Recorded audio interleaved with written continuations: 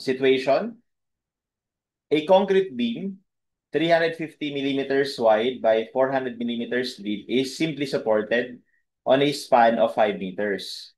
The beam is reinforced with four 28 millimeter bars in tension and two 28 millimeter bars in compression. We are given concrete FC prime of 20.7 megapascal, steel, FY is 415 megapascal. Concrete cover to the centroid of the reinforcement is 70 millimeters, and we are given the balance steel ratio. So for the first question, calculate the depth of compression block based on a uniform compressive stress of 0.85 FC prime and a maximum concrete strain of 0.003. For simplification, assume both tension and compression steel yields and neglect the concrete area displaced by steel. Okay? So, pinapakompute yung depth of compression block.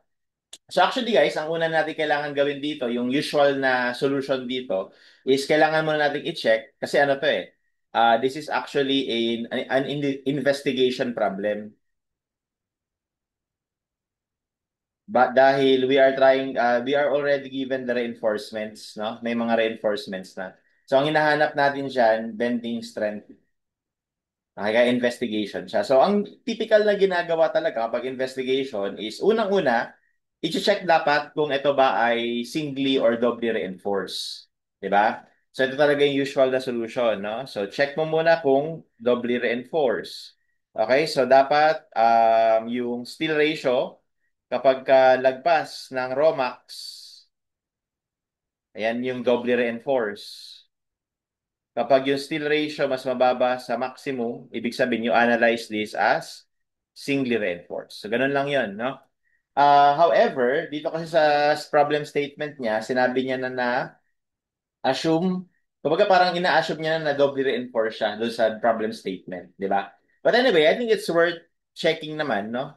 Uh, the actual steel ratio here, AS over BD. Okay, so una, ang cross-section natin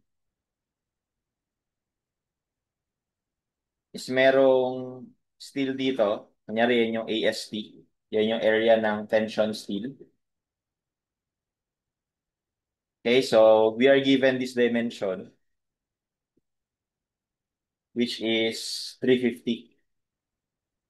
And then we are given the overall depth, 400. And then we are also given yung location ng centroid ng bars. Sabi niya dito, 70. So, ibig sabihin, from here, we can define the effective depth, which is 330. 400 minus 70, na? So, we will have, for tension bars, we have 4 na pi over 428 squared over BB. So, 350 by 330. Okay, so we have pi na lang times 28 squared over 350 by 330. So, we will have 0.021. Ayan. Okay? And sa problem na to, we are actually given the balance steel ratio. Okay? And dahil binigyan tayo ng balance steel ratio, parang ang pinapagamit dito actually is NECP 2001. Actually, mapapansin nyo yun dito, no? Sa baba. Ayan, no? Yung load combination na pinapagamit is yung lumang code. So, therefore, yung maximum steel ratio na nagagamitin dito is from NEC 2001, which is 0.75 lang ng raw balance. No?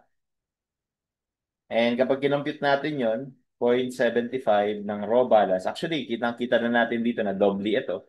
So, this will only be 0.016. Okay, so again, this is NECP 2001. Okay? And because our case is that our raw is larger than raw max, so therefore we will analyze this as a doubly reinforced section. So ibig sabihin, we will consider the compression bars. Okay? So now, para mahanap natin yung depth of compression block, So, i-apply lang natin yung concept na C equals T or compression is equal to tension. Assuming that this is the depth of the compression block. Okay, and let's denote that as A. Okay, so we know that meron ditong tension, tapos meron ditong compression dahil sa steel, tapos meron ding another compression dyan dahil sa concrete. Okay? So, from C equals T, so compression ng concrete plus compression ng steel ay equal sa T. Okay? So, summation of forces. Okay? So, and then meron tayo ditong assumption. So, ito yung usual na ginagawa. So, ang usual na ginagawa is we are assuming that the compression steel will yield and at the same time, the tension steel also yields. And then, supposedly, i-verify natin later kung tama ba yung assumption na yan. So, yun yung usual na ginagawa. Kaya lang, may binanggit kasi siya dito na statement. For simplification, assume both tension and compression steel yield. So, dahil sa statement na yan, kahit wag na tayo mag-check, no? Kumbaga, itong assumption na to will already be true. Okay? This will be already be true based sa problem statement. Okay? Although, mamaya, meron naman tayong option na i-check talaga yan. Diba? So, gawin na lang natin yung usual. So, yung compression ng concrete is 0.85 FC prime AB plus yung compression ng compression steel, that is area ng compression steel, AS prime times FY, assuming na nag-yield. And then area ng tension steel, and then again, FY, assuming na nag-yield. So dito, ang kukumpitin lang natin is yung A. Alright? So, substitute lang natin yung values. 0.85, FC prime is 20.7. A, tapos yung B natin dito ay 350. Plus, yung area ng compression steel, dalawa lang yun, di ba? Dalawang 28. So, dalawang pi over 4 times 28 squared Fy. So, ang Fy na given is 415 equals 4 na 28 and then 415. So, from here, we will just solve for A. Okay? So, we have 0.85 FC prime A, B, plus AS, lagay ko dito yung AS prime, times 415 equals, lagay ko dito yung AS, times 415. And then we can solve. So yung A, ito yung area ng compression bar. Ito naman yung area ng tension bar. Okay, so solving for X, you will get 82.99. Okay? And like I said, no? Dahil kasi sinabi ni problem na assume that the tension and compression still will yield, so ito na yung sagot natin. Okay? Kumbaga, we are already taking into account yung sinabi niya sa problem, no? So, lagyan ko lang dito ng note. Already the answer. Okay? Because of the problem statement or assumption. Okay? However, kung walang ganon, walang sinabi na assume that the compression and tension still will yield, ang dapat natin gawin is mag-assume tayo and then later on, i-verify natin if yung assumption ba natin ay tama. So, kung i-check lang natin dito, kumbaga yan yung sagot eh, pero meron naman kasi tayong freedom na i-check. So, una, we can solve for C. So, diba yung C ay A over beta 1. So, we will have alpha x over beta 1. Beta 1 is 0.85. So, we have 97.64. Okay? And then from there, yung stress sa tension steel ay 600 times D minus C over C. Kapag kinumpute natin yan, we have 600. Store ko muna to sa C. So we have 600 times D. So yung D, 330 minus C over C. So lalabas 1,428 megapascal, which is lagpas sa Fy na 415. No? So therefore, tension still yields. So tama yung assumption natin para sa tension steel. Para naman sa compression steel, FSC is equal to 600 C minus D prime over C. So dito makikita natin na yung D prime natin dyan guys is yung 70 na given. No? So makikita natin, oh, this is only 169.83 megapascal. And this is less than Fy na 415. So therefore, compression steel does not yield. Okay, so ibig sabihin, wrong assumption.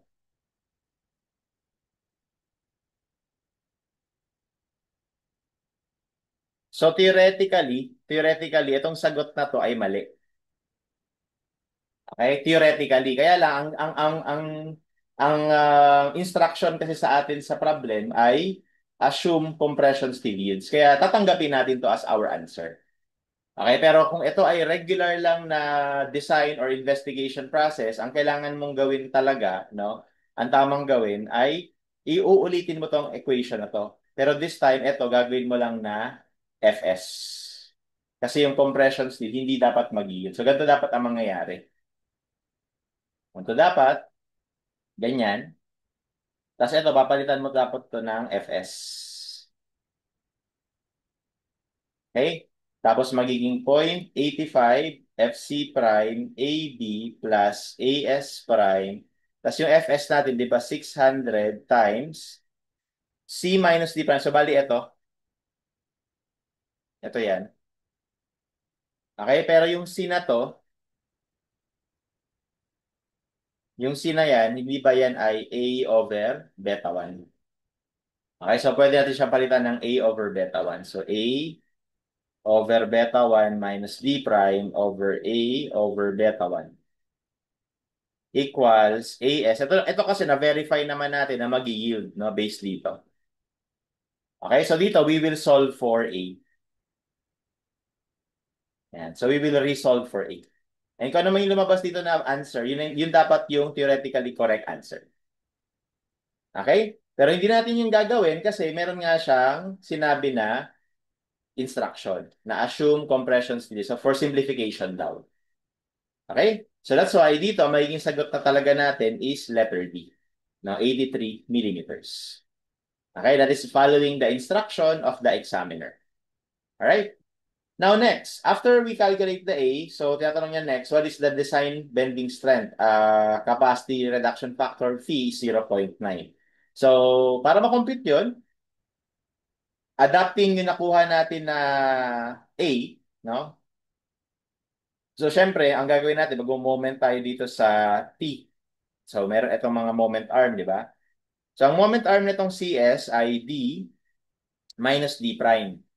Ang moment arm naman itong CC ay D minus A over 2. Kasi di ba itong concrete compression ay nasa centroid nitong pula, which is nasa gitna ng A. Alright? So, therefore, we will have MU is equal to phi MN. And our MN would be yung moment ng concrete compression, which is CC times ang moment arm ay D minus A over 2, plus yung moment nung compression steel, which is CS times D minus D prime. Okay? So, and then yung CC natin will just be 0.85 FC prime AB, plus yung CS natin is AS prime FY. Again, FY ito, dahil sinabi sa instruction na assume compression steel yields. Pero kung hindi, wala siyang sinabi na ganun, at di ba napansin ninyo na ang totoo talagang nangyari ay hindi naman talaga nag-yield si compression steel. So basically, itong susundin natin na A. Yun yung A na gagamitin dapat natin dito. Yun yung theoretically correct na solution. And then also, yung Fy na gagamitin dito, or yung F na gagamitin dito, hindi Fy, kundi itong F na to. Kasi hindi nga nag-yield si compression steel. Alright? And ulitin ko lang, dahil kasi sa instruction ni examiner na assume compression steel yields, so susundin lang natin instruction niya. So, kaya gagawin ko siyang compression steel yields kahit hindi naman. Tapos gagamitin ko tong A na to kahit na mali naman. Kahit na mali. Okay? Kasi yun nga ang sabi sa problem statement.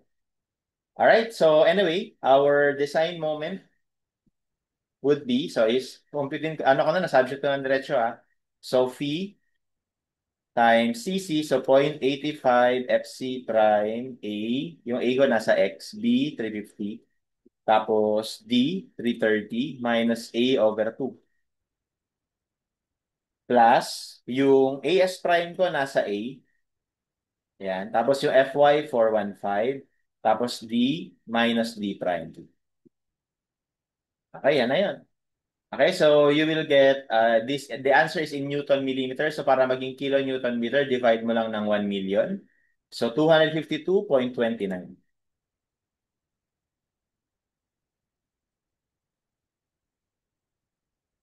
Okay, and that would be our answer.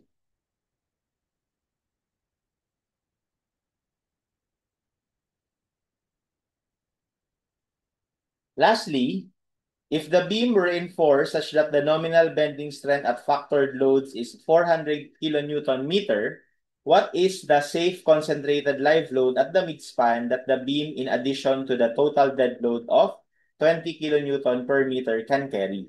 And we are given the required strength. The ultimate strength is 1.4 dead plus 1.4, 1.7 live. So again, just to mention, ito ay galing sa load combination ng NACP 2001. Okay? So, dito binigay na yung design moment daw, no? Or rather, nominal pala, no? The nominal bending strength at factored loads is 400 kilonewton meter. Okay? Yan daw yung ultimate moment or yan yung sabi niya nominal moment kaya lang sabi niya kasi at ano factored loads no. So anyway, kumbaga i-disregard natin yung number 2 na nakuha natin ng design moment at ang susundin lang natin na moment na design is itong sinabi niya na itong 400 kilonewton meter. And then after that, meron siyang sinabi na we have to consider na meron daw total dead load, no? Total dead load na 20 kilonewton per meter.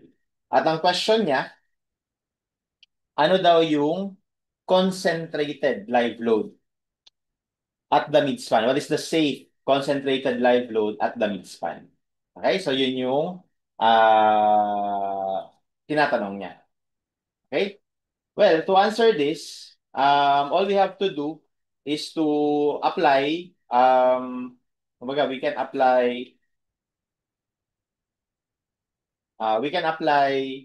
yung, i-analyze natin yung beam kasi sabi niya naman sa problem statement, ano ano sabi niya dito? Simply supported naman daw yung beam So, kumbaga, at sa situation na to, this is for number 3, yung beam natin ganito.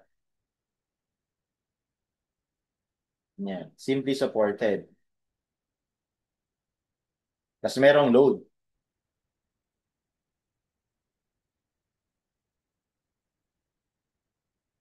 Yan yung dead load, no?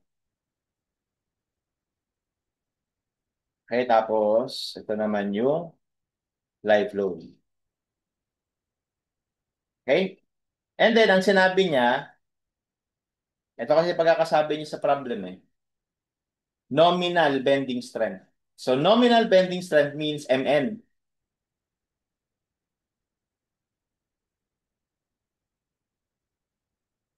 Ayan, MN. Okay, so to compare this with the following load, so we have to know kung ano ba yung maximum moment. So, ang idea lang naman para ma-design, malaman natin kung ano yung load na to, is dapat yung moment, the ultimate moment or the factored moment based on the factored load should not exceed the design strength. Ganun lang naman Pero what is the ultimate moment? So the ultimate moment will occur at the midspan kasi nandiyan yung maximum. Okay? And ano ba yung maximum moment natin kapag nandiyan yung load sa midspan? So dito, ang maximum moment natin by superposition, una, meron kang dead load na uniform. So that will, we can follow yung WL squared over 8. Okay? And then yun naman sa concentrated load at the midspan, yun naman yung PL over 4.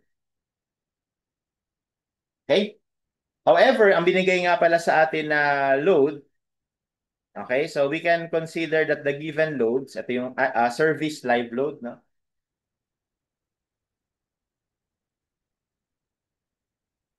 So, ibig sabihin ng service ay unfactored. Okay? Sa dead load naman na binigay ay 20 kilonewton per meter. So actually dun sa problem statement, wala siyang sinabi kung service ba yan or factored na. Pero the fact that binigyan tayo ng load combination simply means that itong mga given loads na to is potentially hindi pa nga factored. Okay? Hindi pa yan factored kasi binigyan tayo ng uh, load combination. No?